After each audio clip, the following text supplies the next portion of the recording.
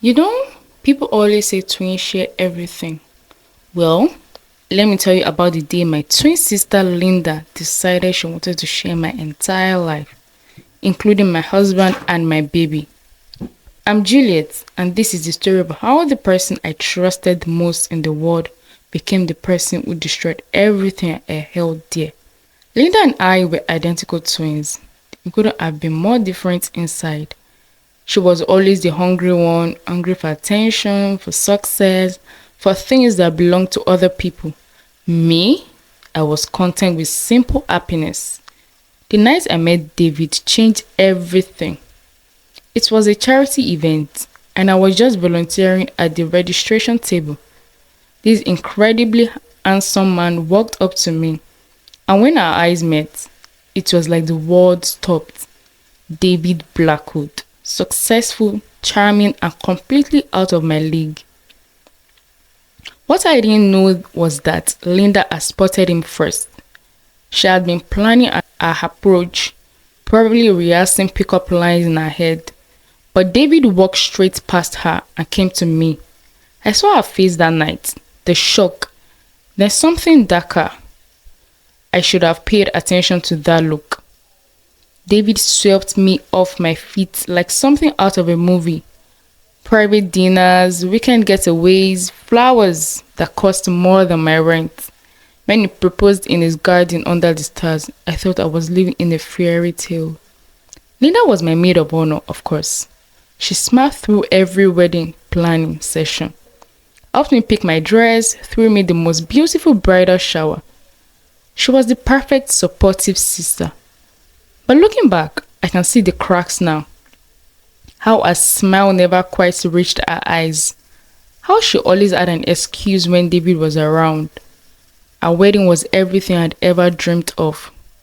200 guests, a dress that made me feel like a princess, and David crying when I walked down the aisle.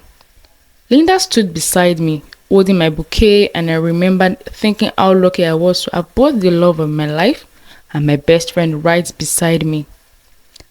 I had no idea she was already planning to take it all away. 2 years into marriage, the cracks started showing. Not in my relationship with David, but in my body. We have been trying to have a baby for months, then over a year. Month after month of negative pregnancy tests, doctor visits, and hope slowly dying.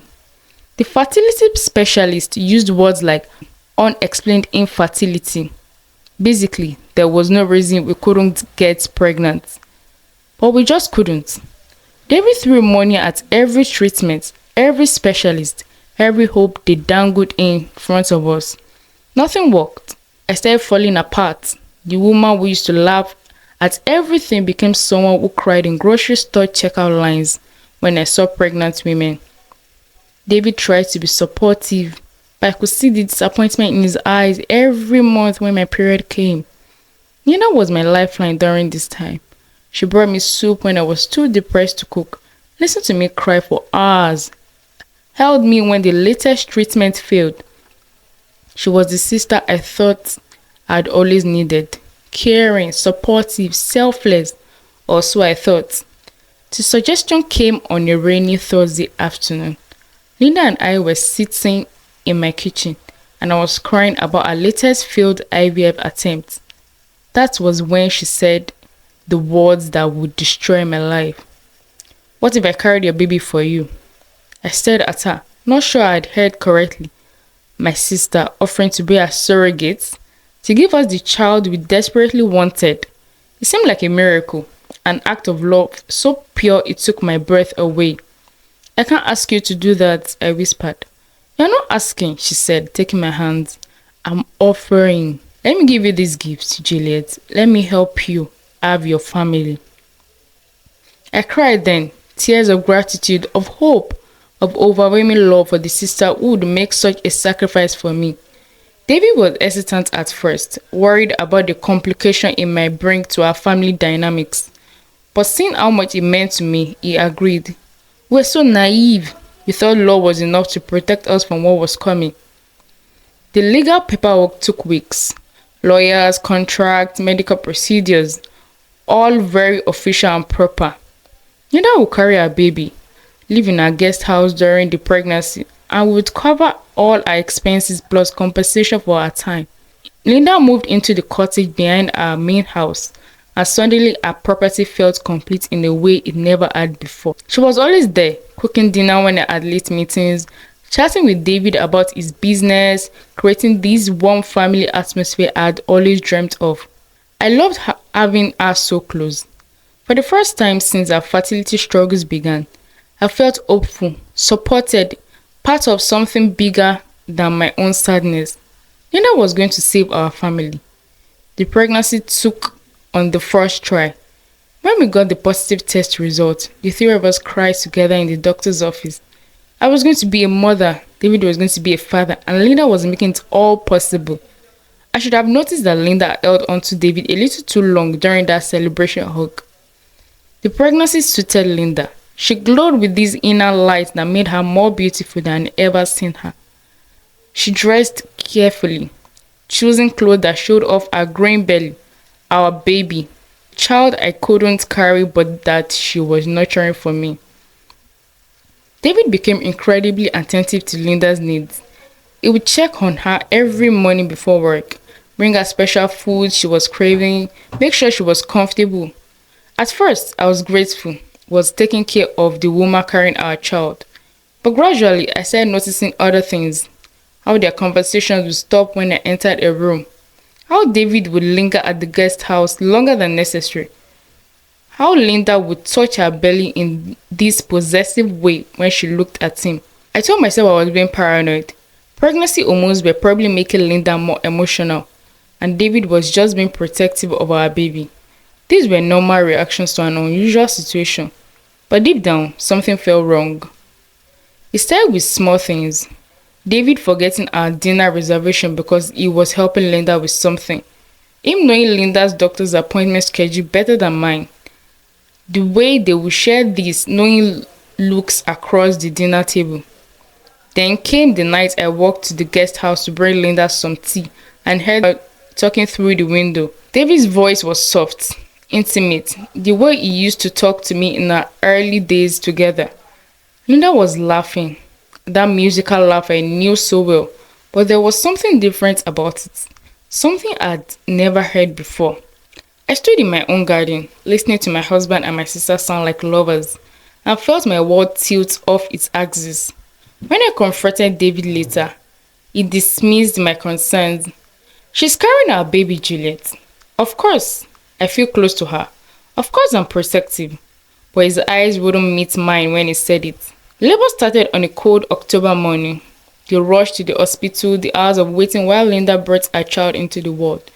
It should have been the happiest day of my life. When the nurse placed my son in my arms for the first time, I felt complete. This tiny perfect human with David's eyes and my nose, our miracle baby, made possible by Linda's sacrifice. But when I looked up to thank my sister, to share this incredible moment with her, I saw something that made my blood freeze. Linda was staring at David holding our son, and her face was filled with such naked longing, such desperate love, that I finally understood what had been happening. She wasn't looking at him like a sister-in-law grateful for his support during pregnancy. She was looking at him like a woman in love, watching the father of our child, our child. But in her mind, somewhere along the way, he had become ours too. The confrontation happened 2 weeks later. I've been watching, paying attention, seeing all the signs that I'd missed before. The way Linda's eyes followed David around the room, how she'd position herself so he would have to reach around her to get things. The subtle but constant physical contact. A touch on his arm, a brush of fingers when passing the baby. I found him in the guest house early one morning. Linda was feeding Marcus, yes. She had named him without really consulting us, and David was sitting beside her on the couch. They looked like a family. They looked like what I thought David and I were supposed to look like. I need to talk to both of you, I said, my voice steadier than I felt. What came out was everything I had been saying, feeling, and suspecting. The emotional affair, the way they had been building a relationship that excluded me, how Linda had used the pregnancy to insert herself into my marriage. Linda's response was to cry. Huge dramatic tears that immediately brought David to her defense. You are being paranoid, Juliet. I sacrificed my body for 9 months to give you this baby, and this is how you thank me? But I'd seen her face at the hospital. I knew. Over the next few weeks, everything fell apart. Linda refused to move out of the guest house, claiming she needed to help with breastfeeding. David supported her, saying any stress could affect her recovery and her ability to nurse Marcus. I was being pushed out of my own family by degrees. Linda had become the primary caregiver to my son. She was breastfeeding him. She knew his schedule. She was the one he turned to when he cried. David spent more time at the guest house than in our bedroom. I felt like a stranger in my own life.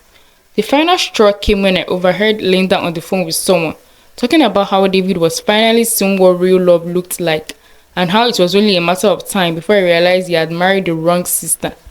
That's when I knew this wasn't accidental or emotional. This was calculated. This was planned. I hired a private investigator. I know how that sounds, but I needed to know if I was losing my mind or if something real was happening. What he found was worse than I had imagined. Linda's financial situation was desperate. Debt, failed investments, creditors calling constantly. The surrogacy money wasn't just helpful, it was keeping her afloat. But more than that, she had been researching David for months before the charity event where we met. She knew about his wealth, his businesses, his habits. She had planned to meet him that night. I was just an obstacle she hadn't anticipated. The investigator also found evidence of the emotional affair, credit card receipts for gifts David had bought Linda, photos of them together that looked far too intimate for brother-in-law and sister-in-law, witnesses who had seen them acting like a couple when they thought no one was watching. My sister hadn't offered to carry my baby out of love. She had done it to steal my husband. Armed with evidence, I confronted them both. This time, there was no denying what was happening. Linda broke down and confessed everything. The years of jealousy, the financial desperation, the plan to seduce David through the pregnancy. But what hurts most was her final declaration. I love him more than you ever could. I carried his child. I gave him what you couldn't. It belongs with me. David's face went through so many emotions. Shock, disgust, betrayal. He had thought their connection was real, that Linda's feelings were genuine, learning that he had been manipulated, that the woman he started to love had orchestrated everything, broke something in him. Get out, he said to Linda, his voice barely above a whisper. Get out of my house, away from our son, out of our lives.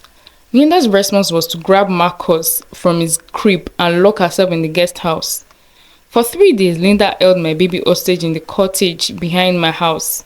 She wouldn't let us in, wouldn't answer her phone, wouldn't respond to our pleas. We could hear Marcus crying, and it was the most helpless feeling I have ever experienced. David wanted to call the police, but I was terrified of what Linda might do if she felt cornered. This was my sister, the woman I had shared a womb with, who had been my best friend for 30 years. Surely she wouldn't hurt an innocent baby. But as the hours passed, I realized I didn't know Linda at all. The woman holding my son wasn't the sister I had grown up with. She was someone desperate enough to destroy everything for something she could never really have. On the third night, David and I approached the guest house together. We could see Linda through the window, pacing with Marcus, talking to him in a voice too low for us to hear. She looked wild, unstable, like someone who would reach the end of everything. What happened? Like someone who had reached the end of everything. What happened next still gives me nightmares. When Linda saw us approaching, she opened the window and held Marcus out toward us, not giving him back, but as a threat. If I can't have this family, she screamed, then nobody can. For a moment that lasted forever, I thought I was going to watch my sister drop my baby from a second-story window. David was already moving, ready to try to catch Marcus if the unthinkable happened. But Linda's breakdown was complete. She collapsed, still holding Marcus, sobbing with the kind of grief that comes from losing everything you thought you wanted. We rushed in and found her on the floor, clutching my son like he was the only real thing in the world. Marcus was unarmed, but Linda was completely broken. The sister I had known was gone, replaced by this hollow shell of desperation and regret. Linda was committed to a psychiatric facility for evaluation. The doctor said she had had a complete psychological break, triggered by years of suppressed jealousy and recent financial stress. She had convinced herself that stealing my life was the only way to save her own. David and I tried to rebuild our relationship, but some things can't be unscarred. The trust was gone. They moved away, started afresh in a new city where nobody knew our story. Marcus grew up happy and healthy, but I never told him the full truth about how he came into the world. Some stories are too dark for children's ears. Linda spent 2 years in treatment, then disappeared from our lives entirely. Last I heard, she was living under a different name in another state. Sometimes I wonder if she thinks about the family she tried to steal. I try not to think about her at all. People ask me if I regret trusting Linda. If I wish I had seen the signs earlier. The truth is, I regret nothing about loving my sister.